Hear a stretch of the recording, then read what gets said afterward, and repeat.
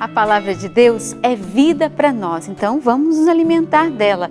Hoje vamos meditar o Evangelho de São Marcos, capítulo 9, de 1 a 29. Pegue sua Bíblia, seu caderno, sua caneta, é o Bíblia no meu dia a dia.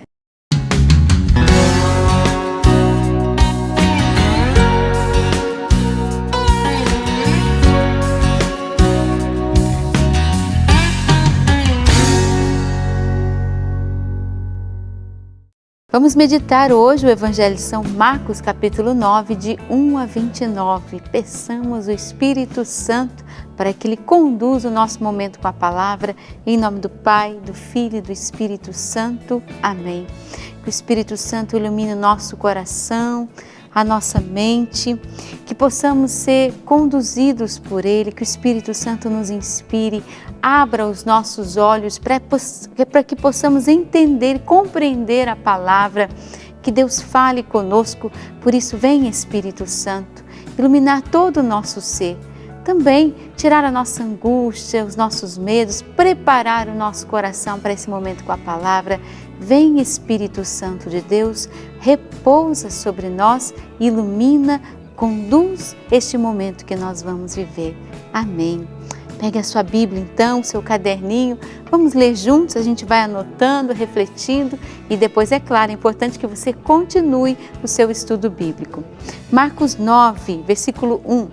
E disse-lhes: em verdade vos digo, alguns dos que estão aqui não provarão a morte, sem antes terem visto o reino de Deus chegar com poder. 6 dias depois, Jesus levou consigo Pedro, Tiago e João e os fez subir a um lugar retirado, no alto de uma montanha. A sós, lá ele foi transfigurado diante deles. Sua roupa ficou muito brilhante, tão branca como nenhuma lavadeira na terra conseguiria torná-la assim. Apareceram-lhe Elias e Moisés conversando com Jesus. Que momento especial para Pedro, Tiago e João.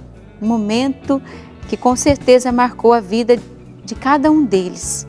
Mas a pergunta que fica, por que será que Jesus, transfigurado, ele ficou com uma roupa tão branca e tão brilhante? Não sei se você tem essa curiosidade, mas quem sabe a gente pode tirar a nossa dúvida com o nosso querido Padre Xavier. No mundo judaico, vários elementos são entendidos como um símbolo. E todos esses símbolos, eles entram dentro da Sagrada Escritura também.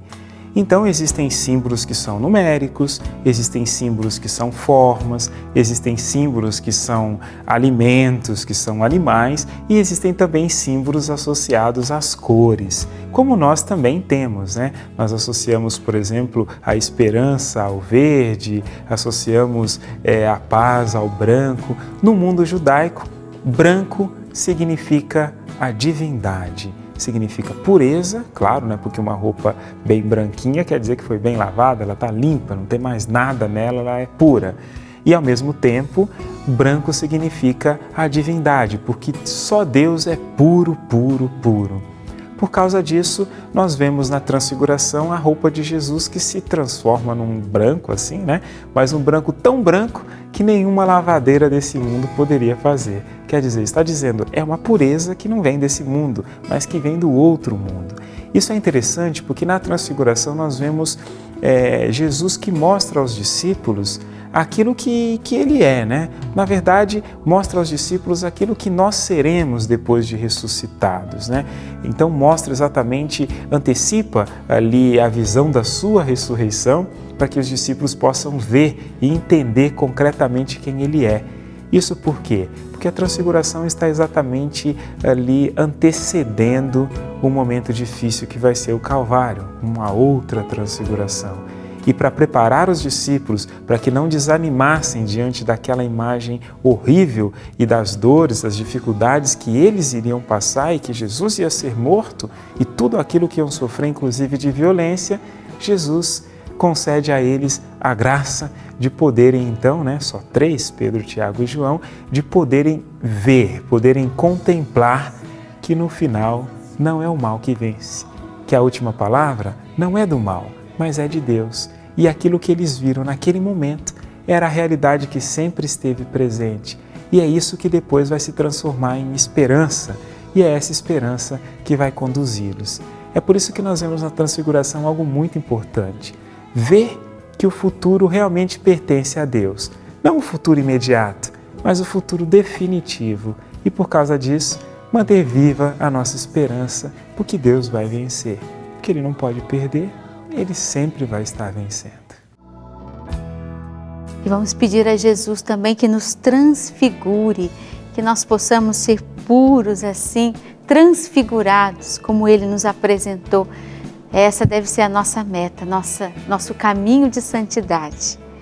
E a gente continua lendo esse texto que diz: Pedro então tomou a palavra e disse a Jesus: Rabi, é bom ficarmos aqui. Vamos fazer 3 tendas, uma para ti, outra para Moisés e outra para Elias. Na realidade, não sabia o que devia falar, pois eles estavam tomados de medo. Desceu então uma nuvem, cobrindo-os com sua sombra, e da nuvem saiu uma voz que dizia: Este é o meu filho amado, escutai. Que diz para você dessa frase? É claro, uma ordem. Vamos anotar, eu gosto de anotar com a caneta vermelha, porque me chama a atenção. Então, este é meu filho muito amado, escutai-o. Quero tomar isso como uma ordem para a minha vida. Continuando, e de repente, olhando em volta, não viram mais ninguém, só Jesus estava com eles. Ao descerem da montanha, Jesus ordenou-lhes que não contassem a ninguém o que tinham visto, até que o Filho do Homem ressuscitasse dos mortos. Eles ficaram pensando nessa palavra e discutiam entre si o que significaria esse ressuscitar dos mortos. Perguntaram a Jesus por que os escribas dizem que primeiro deve vir Elias. Ele respondeu: sim, Elias vem primeiro para pôr tudo em ordem.